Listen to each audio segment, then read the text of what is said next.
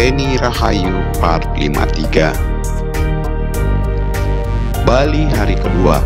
Waterboom Bali merupakan salah satu wahana reaksi air atau theme park terbesar di Bali, berlokasi di Jalan Kartika, Tuban, Kuta, Badung, Bali. Waterboom Bali menjadi pilihan Aji dan kedua perempuan itu yang sedang duduk di jok tengah mobil untuk hari keduanya berada di Bali.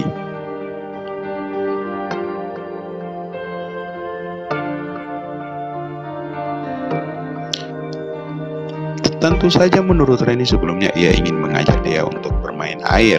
Saat mereka tiba di tempat itu, suasana Bali pun menyapa alunan gending Bali, patung-patung dari batu hitam, tanaman Kamboja, lilitan kain kuartak hitam putih di gazebo, membuat wajah Dea menjadi makin ceria.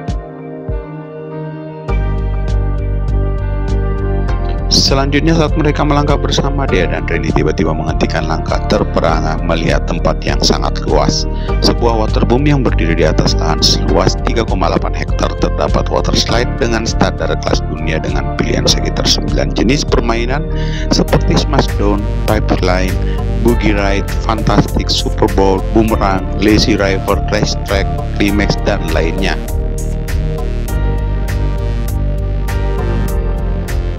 Sebagian dari wahana tersebut ada yang sangat menegangkan sehingga tidak semua pengunjung bisa menikmatinya.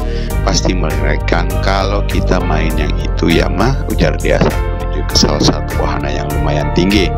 Dan kalian tidak akan pernah ayah izinkan main di situ, gumam Aji yang berdiri di samping Reni. Reni menoleh seakan memprotes apa yang Aji katakan barusan. Kenapa nggak boleh? Pokoknya nggak boleh, Aji menggigitkan bahu dan terlihat Reni memanyunkan bibirnya sambil menggerutu dalam hati. Karena tak sabar ingin bermain di beberapa wahana, Reni segera menarik lengan Dea. Yuk dek, kita main. Hayo mah, Aji hanya menatap kepergian kedua perempuan itu yang masih bergandengan dan tiba-tiba keningnya mengerut saat mengingat sesuatu.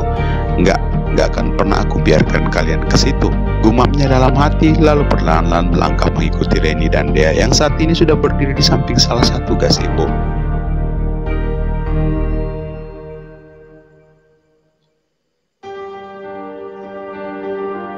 Permisi beli, ini disewa ya, tanya Reni saat menghampiri salah seorang pria yang memakai seragam tempat itu. Ya bu, per jamnya 17.000. Oke beli, kami sewa yang ini, kata Reni lalu menoleh saat tersadar Aji sudah berdiri di sampingnya. Kenapa mah, tanya Aji. Mau nyewa ini sayang, boleh kan? Boleh lah, ya udah kita di sini aja, jawab Aji. Lalu setelah mengambil sebuah catatan kecil dari pria itu, mereka segera duduk di atas gazebo yang telah ia sewa. Beberapa saat kemudian terlihat Reni dan Dea dengan senangnya mencoba satu persatu kolam atau wahana, saling tertawa bersama, berseluncuran bersama, dan semuanya tak luput dari pantauan Aji. Setelah asik bermain seluncuran dan menikmati kolam arus, terlihat Reni mengajak Dea berenang di salah satu kolam yang tidak terlalu dalam. Dan semuanya masih saja dalam pengawasan Aji yang masih duduk sesekali melihat ponselnya. Lalu tiba-tiba langit menjadi sedikit gelap membuat Aji mengernyit. Jantungnya berdetak kencang, perasaannya menjadi resah, dan pikirannya menjadi berputar seakan mengingat kejadian yang sama beberapa tahun yang lalu. Suara guntur menggelegar di atas langit membuat Aji maupun semua pengunjung terkejut. Suara guntur terdengar membuat Aji, Mita, dan juga Dea terkejut. Aji mengernyitkan keningnya melihat perubahan cuaca tersebut. Paling bentar lagi panas, pikir Aji, dan saat menolehkan kepalanya terlihat Mita masih memeluk erat tubuh Dea yang sedikit ketakutan. Kejadian yang mirip membuat Aji merasakan tubuhnya gemetar. Namun saat matanya saling bertemu dengan mata Reni, terlihat sebuah senyuman di wajah gadis itu seakan mengatakan bahwa jangan mengkhawatirkan mereka, membuat Aji menarik nafasnya dalam-dalam. Perjalanan dari pelabuhan ke Bunaken ditempuh dengan waktu kurang lebih 45 menit. Langit tampak sedikit gelap namun tak menutupi warna biru yang dihiasi awan putih berbentuk-bentuk, seakan-akan menyambut mereka dengan keindahan pemandangannya. Mereka tiba di Taman Nasional Bunaken, sebuah pulau indah dengan ramai para pedagang di pinggiran pantai.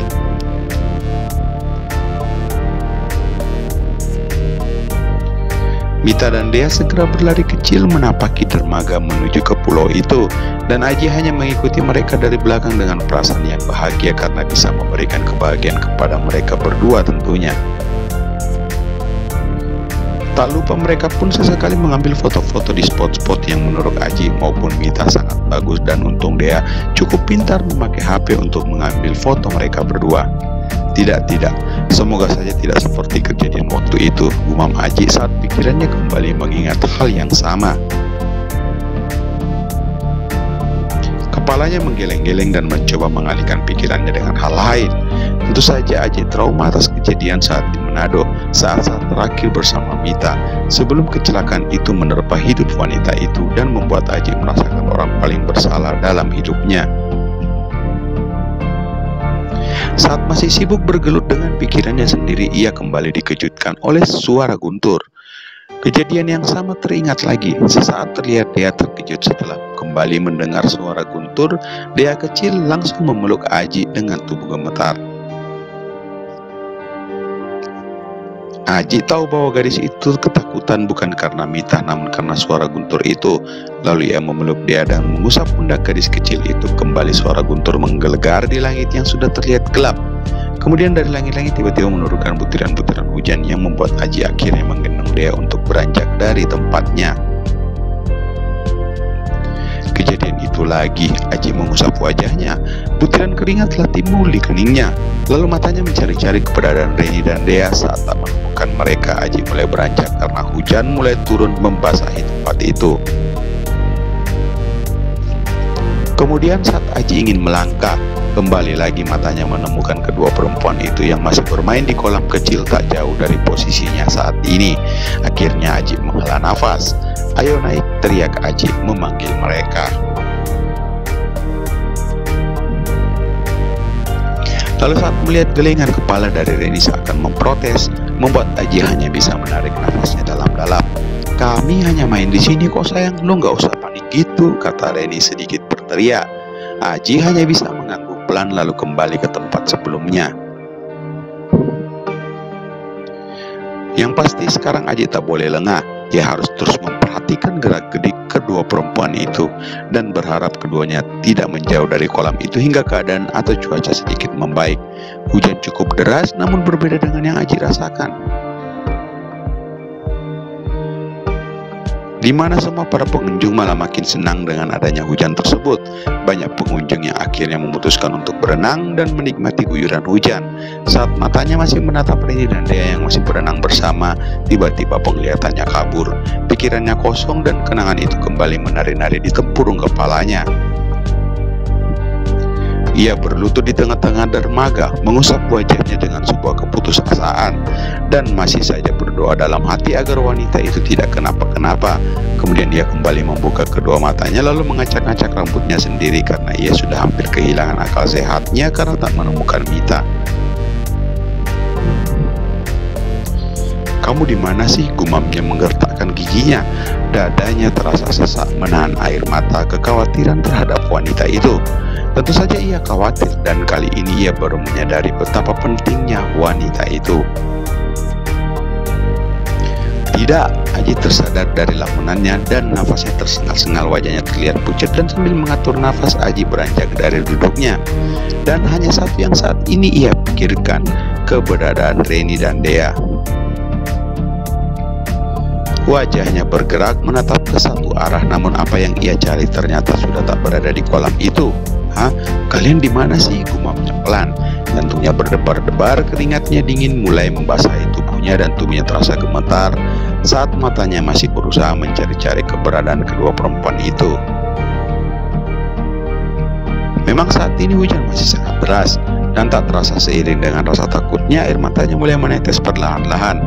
Nggak mungkin kejadiannya sama seperti dulu, gumamnya sesaat sebelum akhirnya ia memutuskan untuk mencari keberadaan Reni dan Dea yang membuat perasaannya saat ini sungguh sangat ketakutan jika terjadi apa-apa terhadap mereka. Saat Aji baru saja ingin melangkahkan kakinya, "Ayah, ya, mau kemana?" Aji terdiam kaku sambil menarik nafas dalam-dalam. Ia mencoba membalikkan badan. Ditatapnya kedua perempuan itu yang sudah berdiri. Kedua perempuan itu saling menoleh dan mengedit saat mendapati tatapan kesedihan dari Aji. "Mah, ayah kenapa?" tanya dia yang bingung akan sikap Aji. "Gak tahu sayang, yuk kita samperin." Reni mengajak Dea untuk mendekati Aji. Lalu saat mereka berdiri tepat di hadapan pria itu, sesaat Reni menyentuh lengannya. "Ayah kenapa?" tanya Reni. Namun sedetik kemudian Aji menarik nafas dalam-dalam. "Kok nangis?" Tanpa menjawab pertanyaan Reni, Aji segera memeluk tubuhnya dan lengan Aji yang satunya segera menarik Dea untuk memeluknya bersama-sama. Aji memeluk erat kedua perempuan yang sangat dicintainya. Tubuhnya terguncang seiring tangisannya yang ia sembunyikan dari mereka berdua. Dikecupnya kening mereka bergantian sambil mengucap syukur kepadanya karena masih memberikan kesempatan kedua untuk melihat dan merasakan kebahagiaannya lagi. "Kalian jangan pernah pergi jauh-jauh dari ayah lagi. Jangan pernah kalian menghilang dari pandangan ayah, dari hidup ayah, karena ayah mencintai kalian berdua." Dan bersama